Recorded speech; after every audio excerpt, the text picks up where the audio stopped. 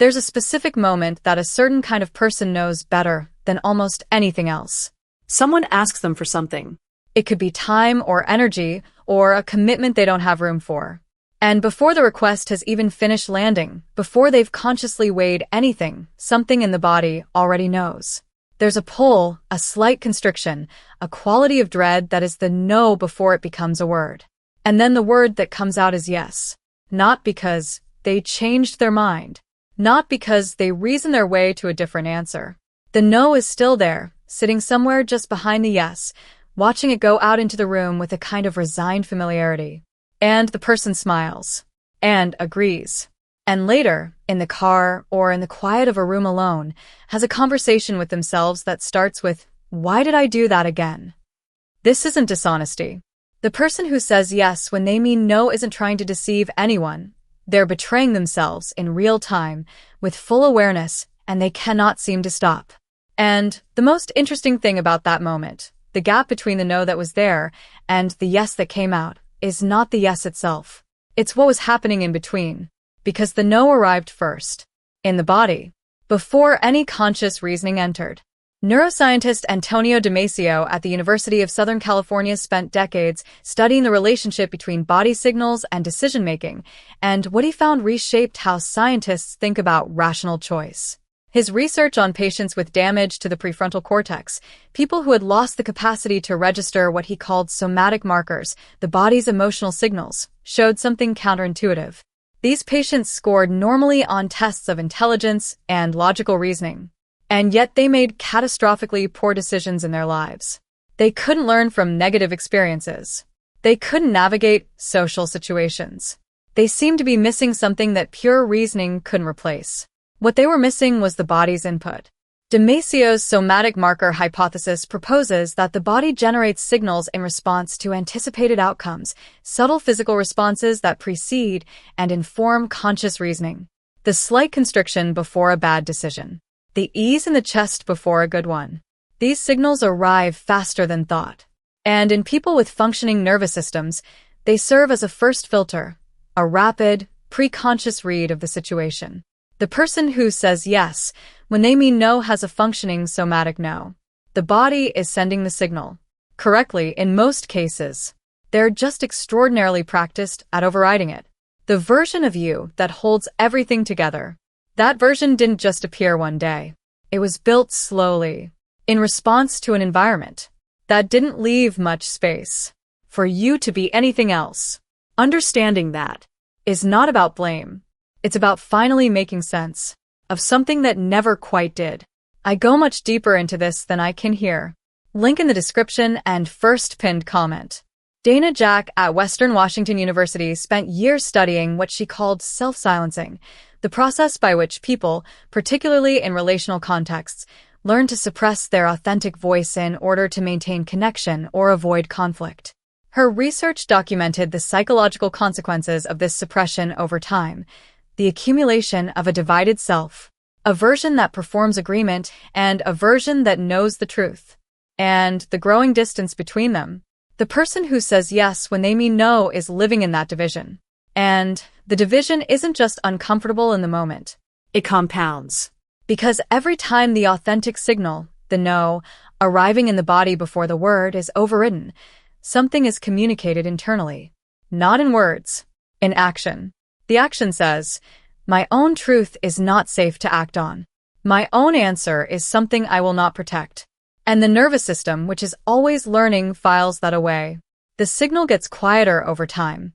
Not because the no is no longer there, it is. But because the system has learned, through repetition, that sending the signal produces no result. The signal is sent and then ignored, consistently enough that it begins to arrive with less insistence, less confidence. As though even the body has started to wonder whether it's worth the effort. And here is the specific cost of that erosion, the one that doesn't get talked about. It isn't just that the person ends up doing things they didn't want to do. That's real, and it matters. But the deeper cost is to the relationship with themselves. Every override is a small act of infidelity, not to someone else, but to their own experience. And over enough time, enough overrides, a particular kind of self-distrust develops. not a general insecurity. Something more precise, the inability to trust their own answers. Leon Festinger's work on cognitive dissonance, one of the most replicated findings in social psychology, documented the psychological discomfort that arises when a person's behavior is inconsistent with their beliefs or values. The mind, unable to tolerate the contradiction, works to resolve it.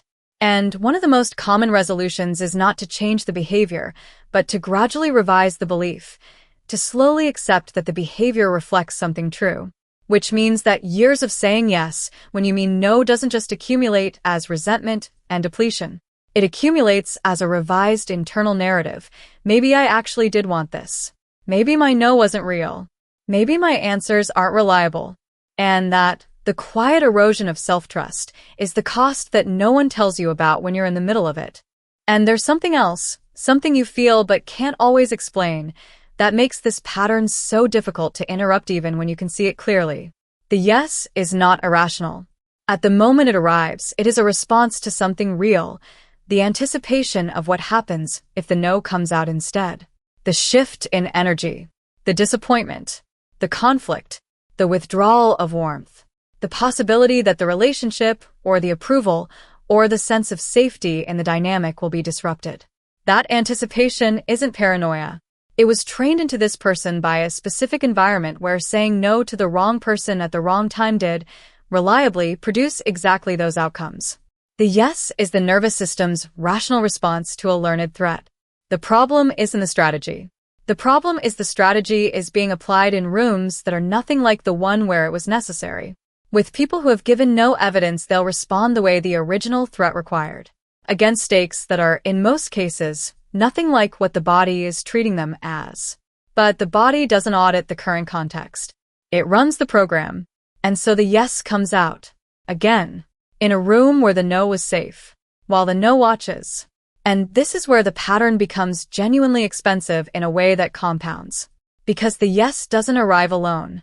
It arrives with a version of the self that had to stand down to let it through. And that standing down, repeated enough times, teaches something the body doesn't easily unlearn, that my instincts are not reliable guides. That what I sense in the moment before the word is not something I can act on. That my own read of what I need is something to be managed rather than something to be trusted. Most people who struggle to say no don't describe it as being controlled by others. They describe it as not being able to trust themselves, as knowing the no is there and still somehow not being able to bring it forward. As though there's a gap between what they know and what they can actually do with what they know. That gap is the accumulated history of every override. It's what years of standing down your own answer does to the nervous system's confidence in sending the signal. And rebuilding that confidence isn't about willpower. It's about creating one small moment at a time, a different experience of what happens when the signal is honored. A different outcome to give the nervous system something new to learn from. But here's what almost nobody says to the person who has been saying yes when they mean no for long enough. The most important relationship you will ever have is the one with your own answers. Not with your partner, not with your family, not with anyone outside you. The most foundational relationship is the one between you and what you actually know. And years of saying yes when you mean no doesn't just affect your external relationships. It affects whether, when you finally do say no, you believe it. Whether you trust yourself enough to hold it when someone pushes back. Whether the signal the body sends is still loud enough to hear over the noise of everything you've been taught to put first. That relationship can be rebuilt. Not quickly. Not without practice. But it starts with a specific, small, repeatable action. The next time the no arrives in the body before the word, pausing. Just long enough to register it. Not necessarily to act on it yet. Just to say, internally, I hear you. You're there. I know what you mean. That's not the whole answer. But it's the beginning of not losing it. And not losing it is its own form of reclamation, smaller than most people imagine but more foundational than most people realize. Because what the yes has been steadily losing over time is not just the specific outcome of each individual exchange.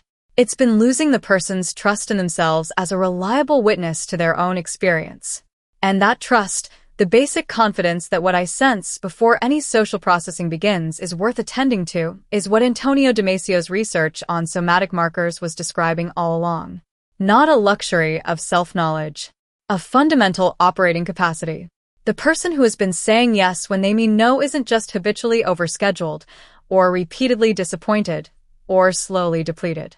They're working with a navigation system they've learned to override so consistently that they're no longer certain the system's readings are accurate. The no that arrives in the body before the word doesn't feel trustworthy.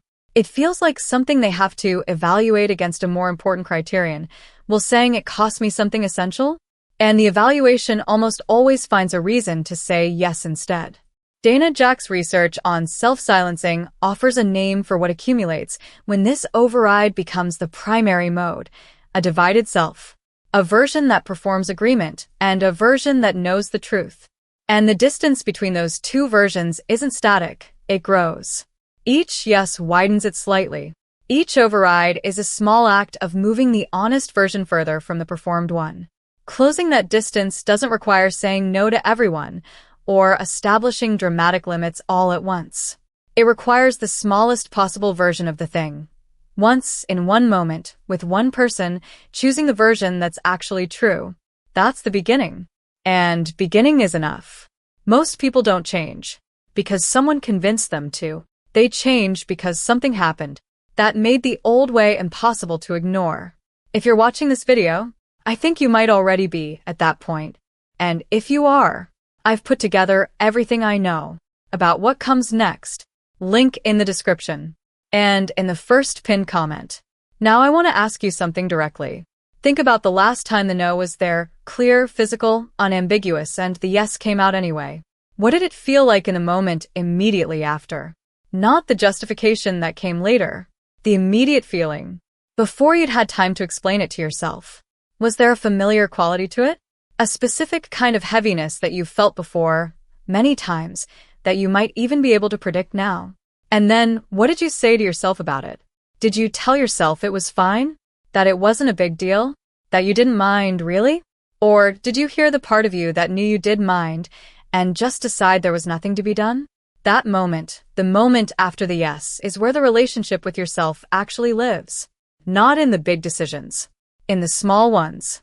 The ones that don't seem worth protecting. The ones you override because the cost of the no seems higher than the cost of the yes. What those small moments are actually deciding is, whose side are you on? Not in any dramatic sense. Just when the body sends the signal and the room is waiting and both options are available, which one do you choose? You don't have to get it right every time. That's not what this is about. But you are allowed to start making a different choice occasionally. In a low-stakes room. With someone who is safe enough to receive a gentle, honest no. Just once. And then again. And then again. That's how the self-trust comes back. Not in a moment. In a practice. If this video found you today, leave a comment. Tell me about a yes that should have been a no, one you still think about. I read every one. And subscribe if you haven't, because next week goes into what happens after the yes is finally replaced. What it costs. And what it opens.